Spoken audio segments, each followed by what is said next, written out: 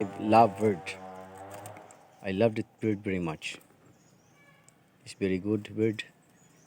Start when he's young, old. I will take it, bring it my own. However, after 2 years, because it is 2 years now, I rescue this typhoon audit, another one.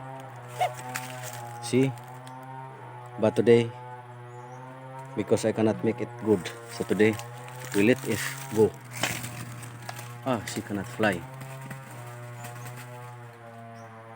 So because of that, he cannot fly.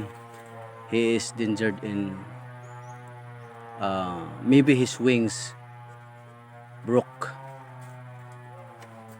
during typhoon because he walk but cannot fly. So he is danger in the wild.